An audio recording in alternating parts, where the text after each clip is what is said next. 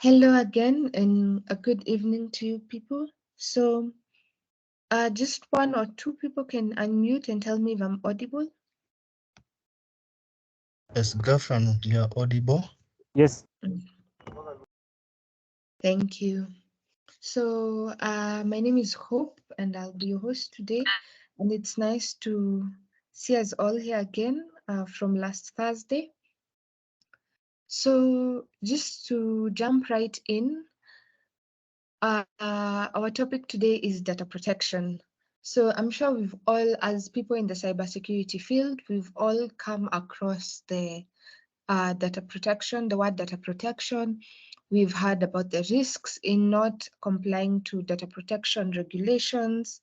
We've heard, hopefully, about the Data Protection Act of 2019 in Kenya, and even the GDPR for Europe. So would like to see through this session how data protection actually interacts with cybersecurity and how upcoming cybersecurity experts can finesse this and be able to integrate it into our own careers.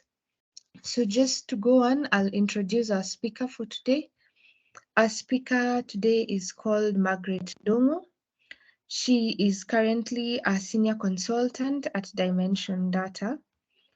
Previously to that, prior to that, she's worked at Siriano. She started as an intern associate and then worked up to an information security analyst and then to a senior cybersecurity consultant. So Margaret will tell us more about herself. She's currently helping organizations across Africa to stay secure as a senior cybersecurity consultant at Dimension Data. She'll go on and tell us a bit about herself, maybe her career journey, and then go right into the topic on data protection. So Margaret, you're very welcome to the Cyber Shujaa mentorship, Cyber Shujaa job mentorship sessions. We are really happy to have you. Yeah, thank you, Hope. Good evening, everybody. Am I audible? Actually, Hope, can you confirm if you guys can hear me?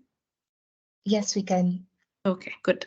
All right, so my name is Margaret Ndungu. I am a senior consultant at Dimension Data currently. Yeah, so I'll introduce myself more as I get into my career journey and how I've gotten to be at this point, this far. So allow me to just close my camera. That's what I look like, in case you're wondering. Yeah, so I am also keen on hearing from everybody. So I wouldn't mind if you had any questions or comments going on the chat section. I'm looking forward to actually hearing from everybody. Okay, all right. So what we have planned today is just an introduction on myself and my career journey. And then we'll look at the key topic today is the intersection between data protection and cybersecurity. So I wanted to just do a broad perspective of what cybersecurity is. I know we are all aware. And then also look at data protection, a very high level definition and perspective. And then we'll look at the intersection and very interesting and what, how you can't have data protection without cybersecurity. Yeah. And then we'll have a Q&A, and I'm really looking forward to answering any questions. Yeah, any questions about what I talk about? Okay. So as Hope mentioned, I did start my career in Siriano as an intern. So that internship was during, what do you call it? This attachment you do during uni. And then I went back to finish uni, and then I realized that, security is it. So at the time, I actually remember cybersecurity was very new. in the country. I think there were only like 3 firms that were doing it. Okay, other than the big fours, KPMG, PwC, EY, and the rest. Though actually, I think 3 firms in Kenya just doing purely cybersecurity, and that's what I wanted. I didn't want to go into the big fours and then end up doing audit and I don't know what. I just wanted to purely cybersecurity. So yeah, so I sent out my CVs to the 3 places and ended up at Seriano, where I started as a SOC analyst, working in a SOC, and I really loved it. And for me, I think it's a good place to start, although I'm not defining that this is how everybody's journey should start.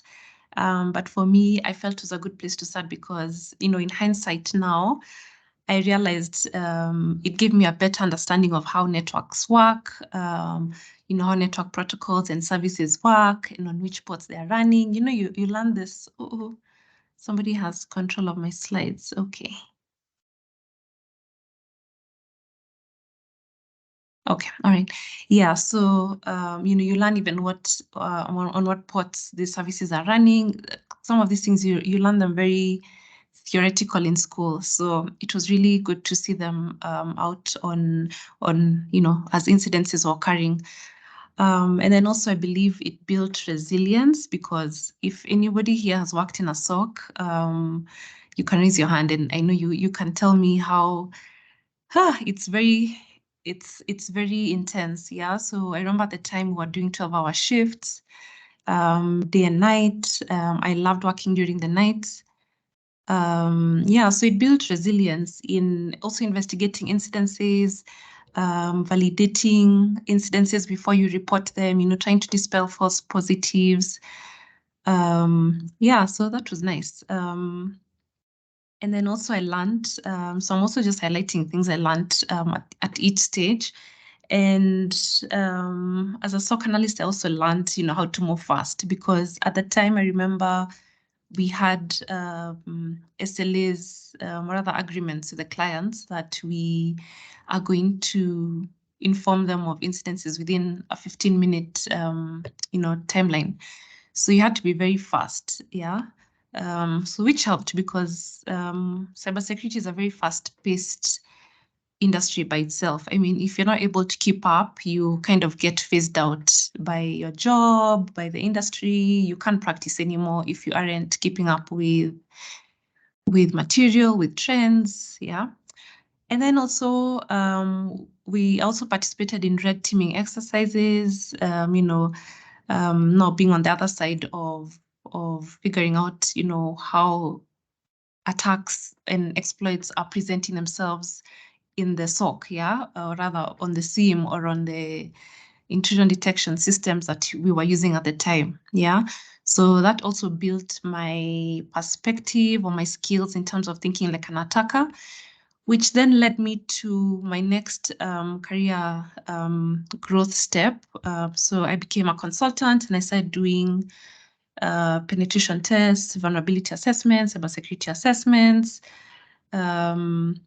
Yeah, so did that. That was very nice, which I have continued to do. So at that point, it was mostly a learning curve for me. Those 4 years, 2018 to 2022. But I got so much exposure. That's the best thing about being in this field, because you get to consult in so many different fields, so many environments, all the industries, yeah, countries, towns. I've been to the most remote places in Kenya, and also different cultures. So you get to learn also how people understand cybersecurity, in the different corners of Kenya and Africa. So that's been really great. And then also another learning here, key learning is also, how to keep up with tactics as a penetration tester or as an assessor. Even if you are an assessor, for GRC, process-based assessments, you also need to keep up with trends, with new compliance requirements, yeah. When standards or frameworks are upgraded, you also need to keep up with that, yeah? So like I said, it's fast-paced, so you need to keep up despite whatever track of cybersecurity you're doing. Right. So yeah, so I grew into a senior consultant and was able to help my then manager Nabiha. Also like kind of guide the rest of the team within our risk department. And then I got the opportunity to come work for Dimension Data, still under the same role, doing the same thing. So I'm helping grow the practice here, and I'm really enjoying it. And I don't know what else is ahead for me. So my career is still growing. So I don't know what's up next, but what I'm looking forward to is now having a direct positive impact to society. So like direct positive impact to people. That's what I'm looking forward to in my next growth step. Right, so that's been my career so far. So I'll just jump straight into data protection. And I think maybe we'll start with a definition, just because I don't know if there are any new people. I'm not really sure what grade or what kind of exposure people here have. So I'll just start with a brief definition, very high level. So data protection is basically the process of safeguarding data. And obviously here it's important data, not just every data. The data that is publicly or rather has no restrictions. So the key thing is to import important data from either corruption, compromise, loss, and even also providing the capability to restore data, should something happen to it, So essentially what you're trying to uphold is the triad of, you guys know that confidentiality, integrity, and availability. In very simple terms, that's basically what you're trying to do with data protection, just to uphold that triad. So I'll quickly go through the principles of data protection. So these are the principles upon which most, actually, if not all, the laws and principles and frameworks are based off of, So even our Kenyan law, the GDPR, the Ugandan law, even the Tanzanian law, they're all based off of these principles, So the first is fairness and lawfulness. So in collection and processing of data, so this governs that the process should be transparent to the individuals whose data you are collecting or processing, And then purpose limitation. So this means that you should only collect data for a specific purpose, which you had, communicated to your subjects before, And then number 3 is data minimization. In other continents or other places, they call it the principle of adequacy. So meaning that you shouldn't hold more information than is necessary for your customers or your data subjects or whoever's data you're holding, And then the fourth principle is accuracy. So remember the CIA triad. There's more on that, but the A for here stands for accuracy. So maintaining accurate and up-to-date data. So here data subjects do have the right to update their data, delete it if it's no longer required, which leads me to the next principle, storage limitations. So data should be stored for, not longer than is necessary, So, and obviously this principle is guided by other guidelines, such as, for example, if you are being regulated by the CBK or SASRA or HIPAA or the digital, Kenya now has a Digital Health Act, so depending on who or what your regulator is, you're guided by that, So, and then number 6, security. So security here combines integrity and confidentiality in requiring that data is processed, in a manner that ensures appropriate security, depending on the data you're holding, So obviously, if it's personal data, most of the time, when we're talking about data protection, that's what we are talking about, personal data. So this is data that can uniquely identify a person. So like your ID number, your phone number, your email address, your passport number, So that's one of the most important principles, And then another important one is accountability. And I like this one because it just says that anybody who is handling data needs to be accountable. So how are you accountable? So you're accountable by, you know, what controls are you implementing? Are you training your staff correctly? You know, you as the entity, are you also aware of the privacy controls that you need to put in place? Yeah. So accountability. So yeah, in short, that's what data protection is. Yeah. Then security, cybersecurity. I know all of you here have gone through training, so I'm not even gonna go into the details of it, but on a high level, I think we all know cybersecurity is a practice of protecting systems, networks, programs, just basically the entire digital space from attacks. Yeah. So yeah, that's basically the high level. So I'm keen to look at the intersection of those two, and just to answer the question that you cannot have data protection without cybersecurity. So you also can't have data privacy without cybersecurity controls as well. Yeah. Yeah, so in this intersection, we have how privacy risks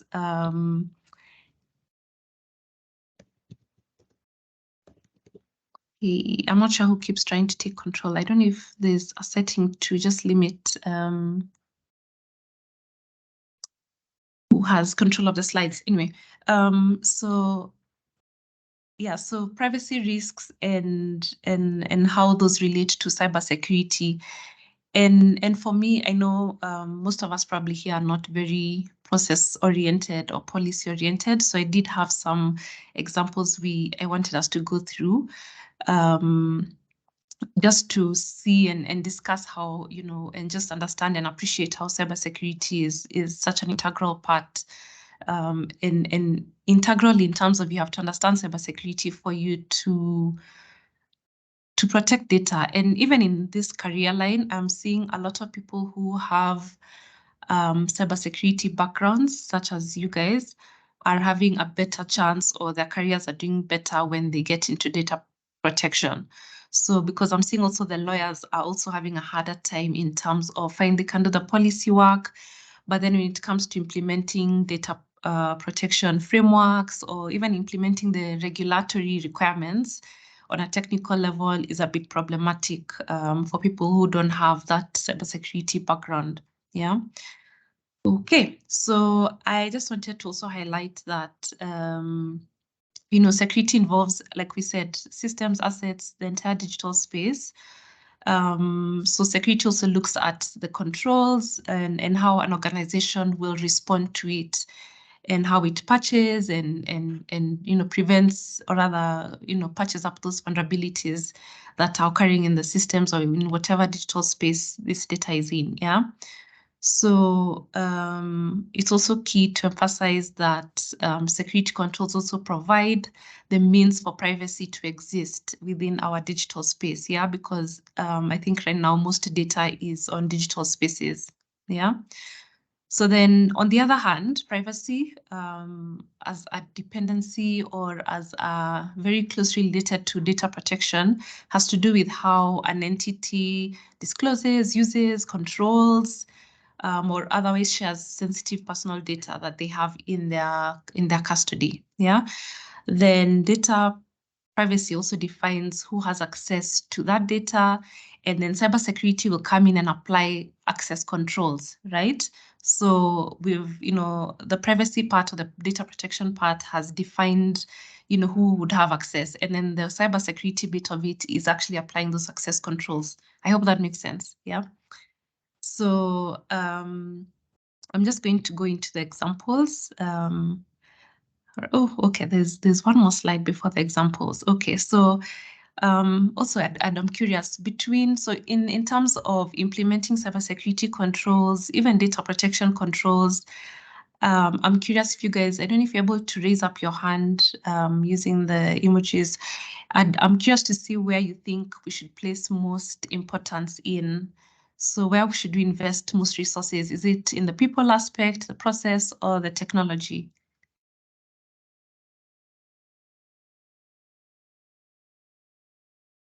So if you can raise your hand. Yeah. I can, when the hands go up, I'll let Margaret know. Yeah, all right. Yeah, so I always get, it's always interesting because there's always a debate with even with clients and guys in CSUT. There's always something about this balancing this triad. So people think you need to invest more in processes because maybe that's what governs the people and the tech. And then other people are like, no, you need to invest in the people because they're the ones who come up with the processes, and they're also the ones who know how to implement the tech. And then other people are of the school of thought that, you know, we need to invest more in the tech because that's what the users are using. And yeah, there's a whole different thought processes around this triad. But for me, I think it's creating the balance right in the middle, because if you don't, if you don't balance one, if you don't invest in one, so if you don't apply people controls or people-oriented controls, then you lose the whole thing.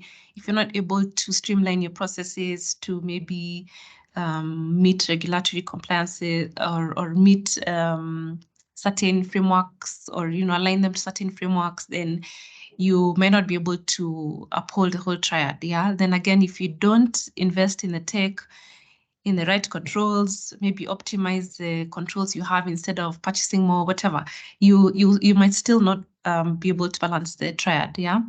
So I'd want to go into how data breaches occur, and then just appreciate the fact that they occur because of lack of cybersecurity controls. Yeah. So I don't know if there are any questions up to this point.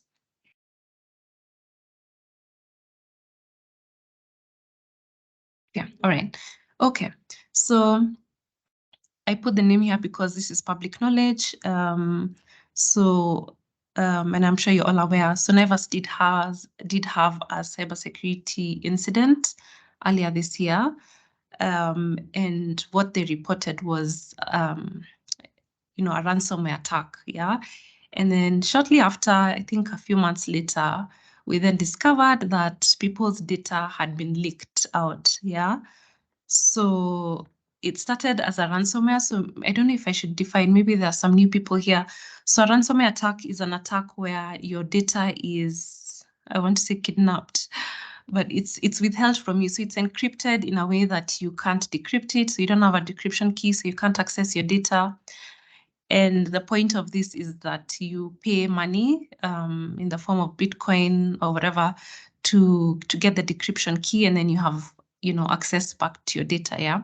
So basically, these people have access to your files and your folders. Yeah.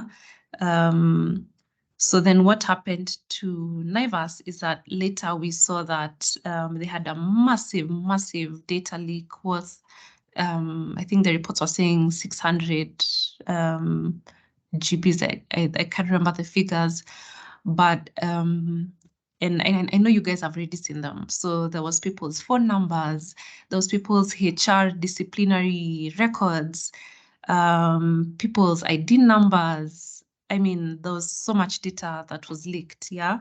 So then my point goes to show that clearly Naivas was missing some essential cybersecurity controls, whether it was, you know, to do with, I don't know how the ransomware came in. Maybe it came in through a phishing email, or it came in through a USB drive, or whatever form. It means clearly there were some basic controls that were missing, and then it led to a data breach. Yeah. And then shortly after, I'm sure you guys have seen, they were fined by the Office of the Data Protection Commissioner for even, you know, reporting this breach late than they should have. Yeah. So that's how we ended up at a data breach from a cybersecurity, you know, missing control. Right. Then another example I had was of Dropbox. So back in 2012, and this was a funny one because it seems trivial to people. So there was an employee who was working at Dropbox, and he reused his password. So the same password he was using for his corporate account, yeah, his work account, because he was working at Dropbox. So that the password he was using, he was also using it for his social media. So he was also using it for LinkedIn, yeah. And then LinkedIn suffered a data breach, and people's usernames and passwords were leaked, yeah, at that time. So his was among those that were leaked. So then somebody got his credentials and realized, oh, this guy works at Dropbox. Let's see if this password, could still work for his, their core systems. And it did. Yeah, something so simple. So that led to one of the biggest data breaches we've had. So 68 million users' email addresses and passwords were leaked. Yeah. So I remember the time the passwords were leaked. They were slightly encrypted, I think, SH, how do you guys say that? SH1 encryption. So, but people were still able to crack those. So can you imagine just a simple thing as a reused password led to one of the hugest data breaches? Yeah. So it's okay for me. It's very interesting, like how simple security controls lead to, lack thereof lead to such huge breaches. So I'm not sure if he was fired. I'm not sure what happened to him, but yeah, that wasn't good. Then again, Dropbox had an incident last year. So this one was through a phishing email, yeah. So they were sent phishing emails. So this one was the attacker sent to many people. So they were really casting their net very fine wide. And okay, so if we have new people, so a phishing email is an email that tricks you into keying in your credentials into an otherwise fake login page, yeah? So it might come in as, oh, hey, you need to, I don't know, renew your credentials, or update your password, and then it leads you. So there's a link in the email and it leads you to another page which looks very real. So if it's Outlook, it looks like a very real Outlook login page, but then it's actually a fake login page, and it sends credentials to the attackers. So that's what happened. So yeah, so they were sent a phishing email and somebody clicked on it and they entered their credentials to one of the systems they use called Circle CIs. And that was it. And so the attackers got credentials and they were able to gain access into the systems and got code repositories. Yeah. So that was really a huge breach for these guys. So they lost quite a bit of code repositories and other sensitive information. So this was last year. Yeah. And then again, last year was also a huge data breach by a company called Optus. So Optus is a telecommunication company. So in Kenya, think of the second largest telecommunication company in Kenya. Yeah, so that's where they're at. So this is in Australia. So they also had a huge data breach. And it started because there was an API. Okay, so for the new guys, so an API is an application program. Okay, API stands for Application Programming Interface. And basically what it does, it's a connection point to other applications. It connects to applications and allows applications to communicate and transfer data in between. Yeah. So most things that we use run on APIs. So like, for example, your mobile bank application has an M-Pesa API so that it can communicate with M-Pesa. Yeah. So that's an example of how APIs are used.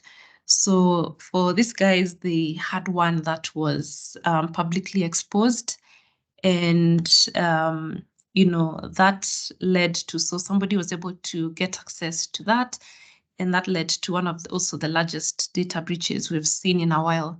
So this one was so big and so bad because people's passport numbers were leaked, and it got so bad that the government now had to come in and give people new passport numbers because there was now a whole thing about identity theft. So they're actually still going through the mess of that. So yeah, so that was a huge impact, data breach. And then again, it all started because of a poorly implemented API. So just poorly implemented integrations. This also goes to if there are any software developers in the house. Yeah, this just speaks to what your SDLC process needs to look like or should not look like. Yeah. So I'm gonna pause there and let welcome any questions or comments.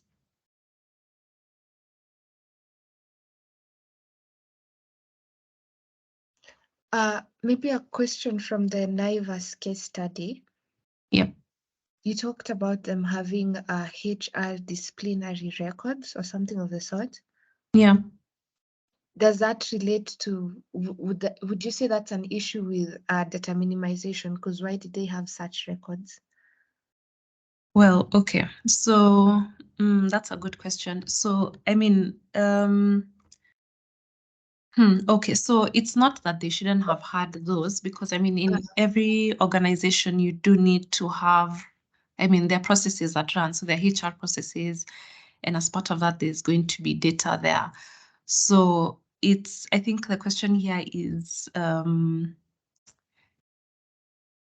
do I answer that question? I think the issue here is, I mean, just why that data was not protected, because HR data is more often than not very sensitive data, in as much that as it may not even contain maybe your name or where you live or your address. It just has sensitive data that probably would ruin somebody's reputation or ruin somebody's life. So it just should not have been secured the way it was. Yeah, so yeah, and most of the data they had, it's data that you need. Like maybe sometimes you need your employees' ID numbers when you're employing them. So just to, factify who they are and have records of, their identity. So it's not really that they shouldn't have had that data. It's my personal opinion is that they should just have secured it better. Yeah, that's a very good question. Okay. I think I Yeah. was looking at it from the perspective that they were like me as a shopper from Naivas. Yeah. But I get now if the data was that of people, let's say employees. Yeah. Yeah. So, but you brought up an important point because from a customer's perspective, you also are now wary of what data these supermarkets are collecting about you, So, for example, are your shopping trends or your shopping history tied to your name? Yeah. Or to your phone number. So, those are the kind of things now that we are very wary about. So, for example, if they had a database of people's phone numbers, because you use your phone number to pay, and what you've been shopping for, your shopping history, I mean, I don't think anybody wants some of that data just leaked out. So, yeah, that also just brings up another important point here. Thanks, yeah.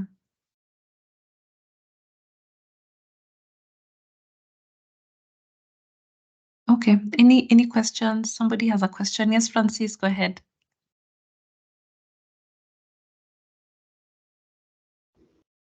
Okay, thank you, Margaret. Yeah.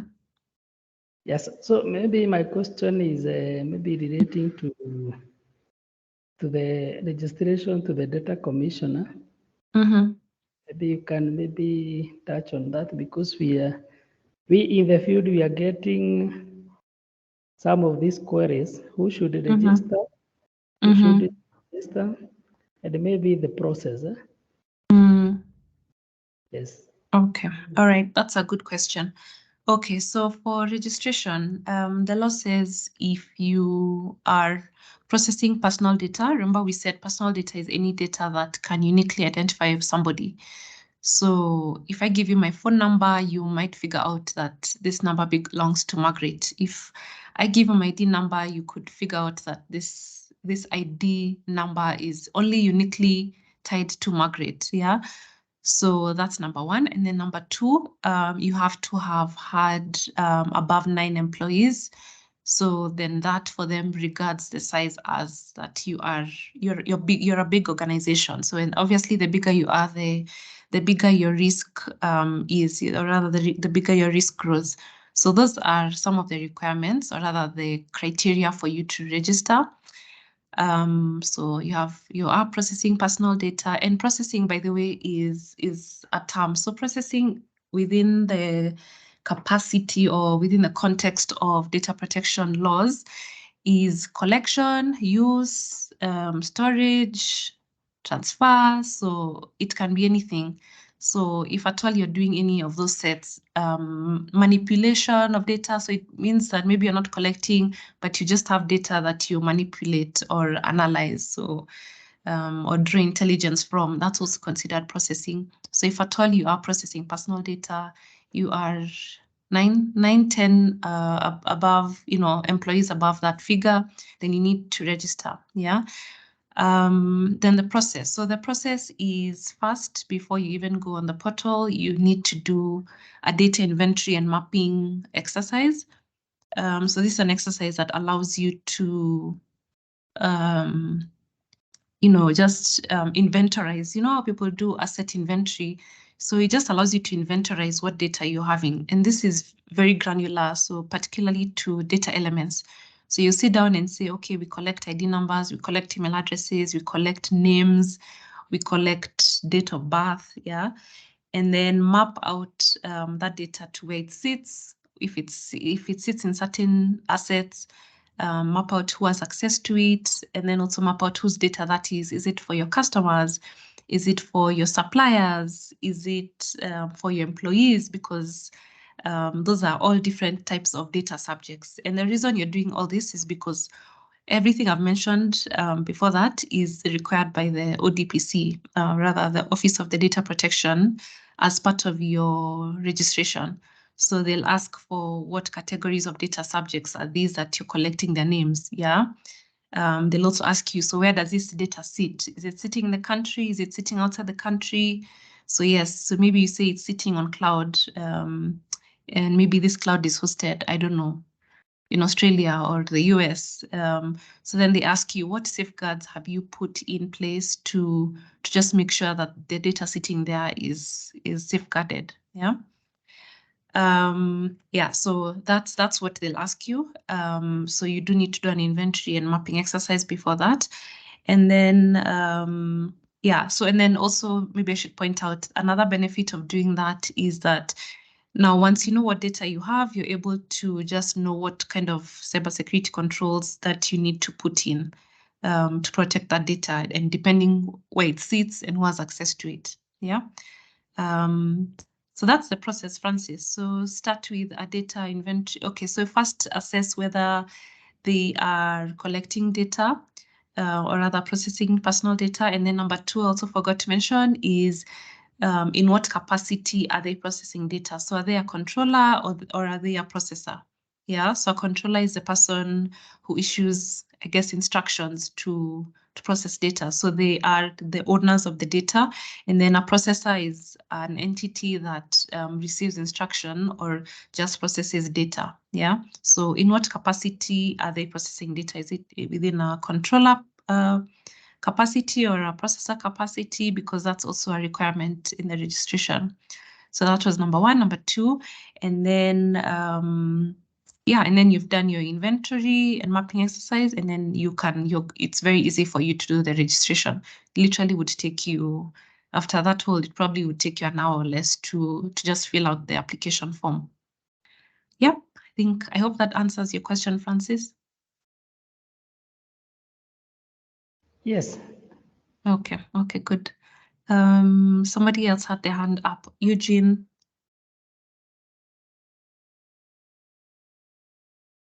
Good evening. Yeah, good evening.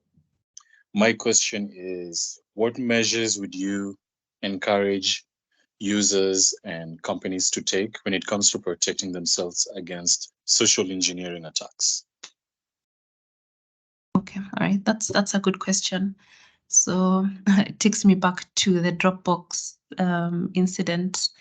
So number one, first and foremost, is people need to learn to identify, what social engineering scams look like. Yeah. And I feel like this is a whole topic. I could talk about this for an hour because there's so much, but I'll summarize. So, for example, like the first thing that people need to learn is this scams or this social engineering tactics are designed to evoke a certain emotion or a certain reaction from you. So they're designed to make emotions supersede your logic or your reasoning. Yeah. So sometimes you'll find like the email header or is coming in as, oh, leaked salaries, yeah, and everybody clicks that. And we've run, I'm laughing because we've run these scenarios with companies before, and we get like really good success when you run such, risky scenarios. So number one, people need to learn how to identify them, yeah. So from how they look like to, being on the lookout of what kind of emotions they'll try and evoke from you, whether it's fear. Most of the time it's fear, other times it's curiosity. Other times it could be greed, depending on the scenario. So that's number one. And then number two, there are certain controls that need to be in place. For example, on your email, or rather on the mail system that they're using. Yeah. So, what security gateway are you using, to capture this or flag off this before they get to the users' inboxes? Yeah. So yeah, top of my head, those two. I think those are the easiest to achieve. Yeah. Thank you. Yeah. Okay, that was a good question. Any other questions or comments? Excuse me, Margaret. Yeah. Hi, Ak. Yeah, I'm fine. I've had your story to the cybersecurity world, and it's more inspiring. Now, I'm a student, a security student, but with a lot of passion in cybersecurity, and I just hold some basic knowledge on cybersecurity. Now, I would really like to get a clear overview of how you started your journey and how I myself, before I finish school, I can be in a position to be in such a position, like to be in a cybersecurity position. Which kind of steps should I follow? Thank you. Okay, all right. That's a good question. So I don't know if you were here earlier when I was talking about how I started, but basically those steps on the screen is how I got to where I am. Okay, all right. So just summary. I started as, I first did, maybe I should start from the very beginning. I didn't know I wanted to be in cybersecurity. And even at the time, there were no cybersecurity degrees. Yeah. There were no cybersecurity degrees, at least in the country. I think USIU is the one that started it way later when I was just about to graduate. So there were no degrees for cybersecurity, but I knew I wanted to be in IT. So I ended up doing BBIT. And then now midway is when I realized, I'd want to venture into cybersecurity. And as I said, at the time, there were no degrees. So I couldn't even pivot, like change courses or change schools. So I just started looking for certifications online. And the first one I did was one for application security by IBM. That's what I started with, very technical course. And then after that, I did CH. I think CH is like one of the basic things you want to do, especially if you want to get into providing VAPT services. So I did that, and then that's what, kind of like threw me up into this journey. So that's how I started. So then I did an internship in security at Seriano. They were, I think, one of the 3 only cybersecurity firms in the country.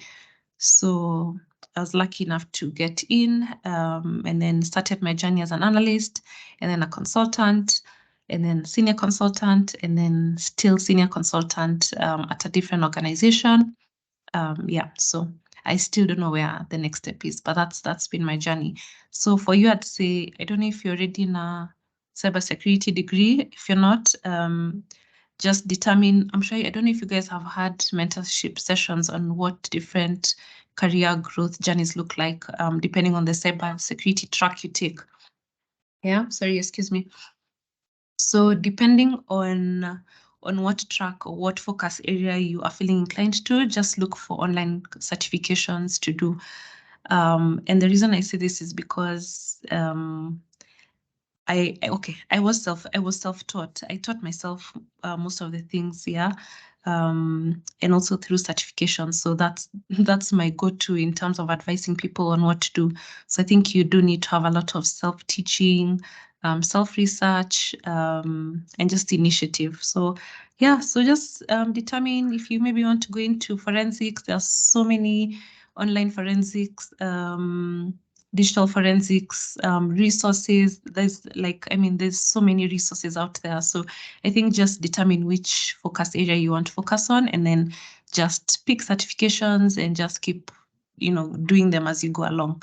So even up to this point, I am still doing certifications. Right now I'm reading for my CISSP. And later on, I'm hoping to do my CDPO. That's for Data Protection Officer. Yeah. So yeah, that's been my journey. Thanks, Ak, for the question. I hope I've answered your question. Yeah, sure. Thank you. Okay. All right. William has a question. Yeah, go ahead. Hello, can you hear me? Yes, we can. Yes, so first of all, I would like to say thank you for the wonderful presentation. It was really nice. And then my question was on just picking up from where you've left about the career journey. I just wanted to know, like, for instance, for somebody without maybe a tech background in terms of the degree. Personally, I got into tech through a boot camp, and I'm a software developer by profession, and I'd want to get into the cybersecurity world. And I was just trying to understand how is it when you get out there in the industry? Do they look so much on maybe the undergraduate, or would it be more so on the skills and maybe the certifications you've done? Yeah. Oh, that's a good question. And maybe hope, I don't know if you're seeing from these questions that people need kind of like sessions on career journeys and what to do. Thanks for that question, William.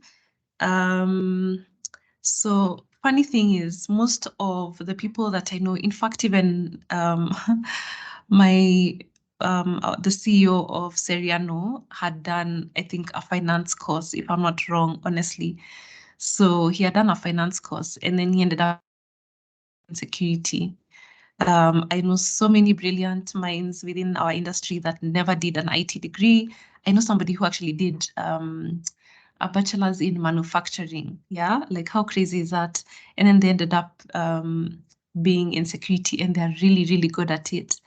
So your degree doesn't matter, honestly, in my opinion. What matters is the skills. So what skills are you able to bring to the table? That's what matters. And you're going to get those skills how? You're going to get the skills from certifications, because certifications are very tactical. They're very technical. So it doesn't matter. So if it's maybe I want to get into GRC work, so that's governance, risk and compliance. That's more policy oriented, more procedural aspect of cybersecurity. There are certifications that are so specific to that, and they're very practical in terms of how the content or the training is, yeah. And also learning on the go is also very practical and gives you the skills you need, yeah. Then again, for example, you said software development. I know there are so many courses on DevSecOps right now that I know you could venture into. I think even recently, was it this year or last year, NIST released the framework. I think it's probably one of the first frameworks for DevSecOps, very well built framework. So that's something also you could upgrade your skills with, like just knowing what that framework requires, knowing the particular controls within each control area, just going through the framework. That's a training aspect. So yeah, to answer your question, I don't think your degree matters, given the people I know within this industry who never did an IT degree and are really successful right now.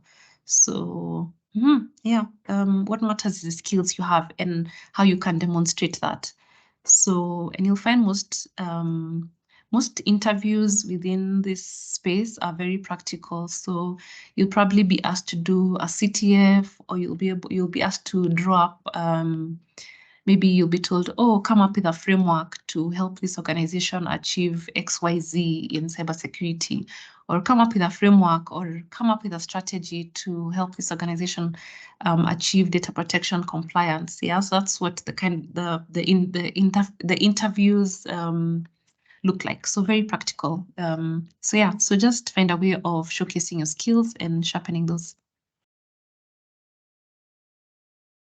Thanks, William. Yeah. Thank you. Yeah. Okay, I'm seeing we have 5 minutes. I don't know if there are any more questions or comments or anything you'd want a clarification on. Sorry for this. I don't know whether I'm disclosing my information, but at least thank you so much for touching on the degree certification.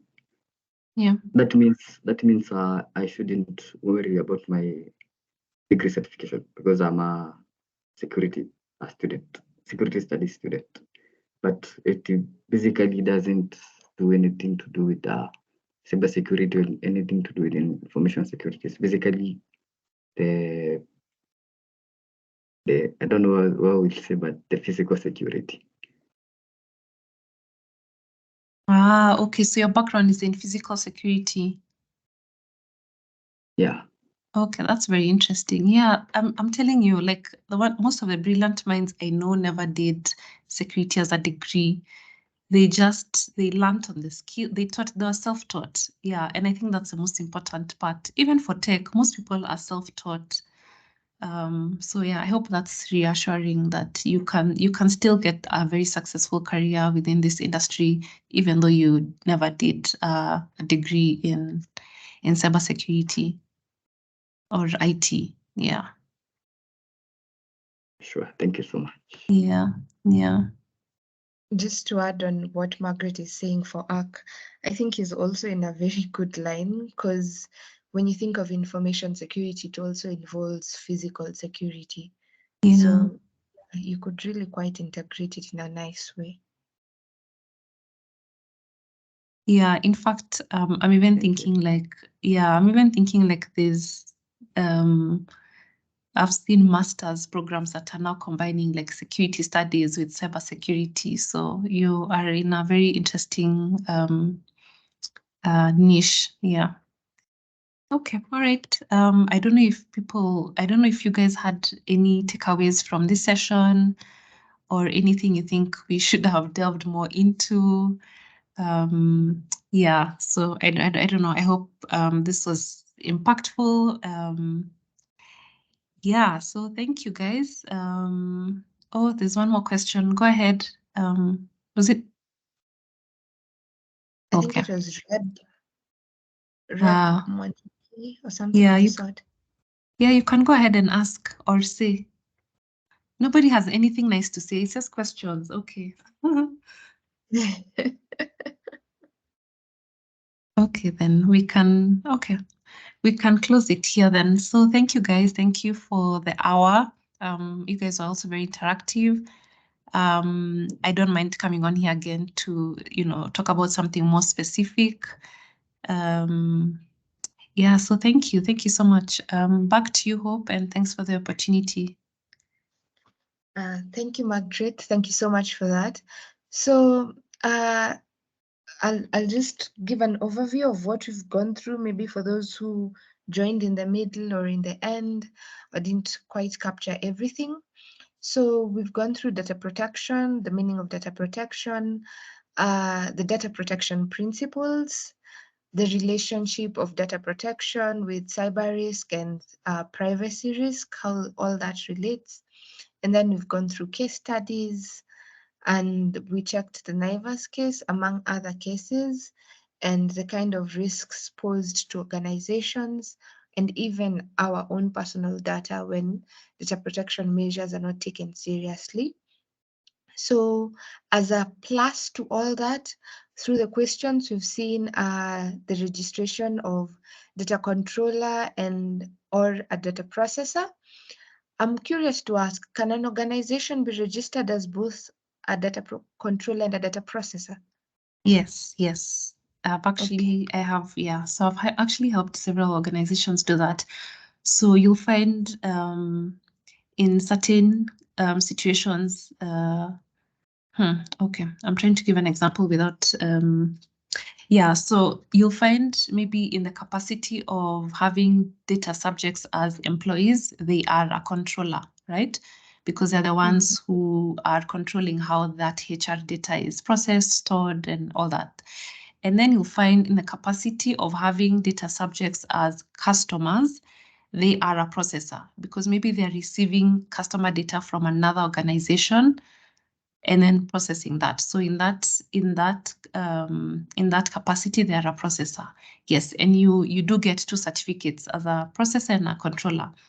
And yeah. So it is possible and it happens in the industry. I have done it. So yeah. Okay. Yeah. Thank you. That's quite interesting. So yeah, that's what we've covered. I think next time, because you said you'd want to come back, and we'd really have to have you back. We'd really want to have you back some other time. Maybe we can go deeper into some of the compliance measures organizations are putting into place. And once we've done our own research on the Data Protection Act and all that, and maybe you can give us case scenarios in your organization that have helped you keep in track with data protection regulations and such a view. So just a more deep in view into that. Yeah. So is there any other question or comment? Okay. So yes, Francis. Okay, so thank you. Maybe also next time,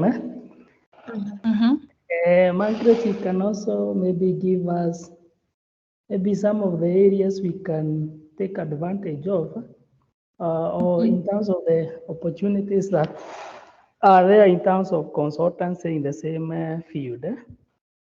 Okay, all right. Okay, all right. Yeah, all right. And also what it takes to be recognized, let's say, as a data protection officer in Kenya. Is there like an exam or some regulation or something of the sort? Okay, all right. Yeah. So if there are no other comments or questions, okay, we'll close the session at that. Thank you so much, Margaret, for your time. This is a very interesting topic. I think it's also helped me see, like you said, there's a gap in what career path to take, as much as we're offering security analyst and cloud and network security. For those who don't know, Cybersecurity also offers a data protection course. So you can check that on our social media pages. So yeah, so most probably we should get a speaker to go through the different career paths and also pick our own interests on where we want to be.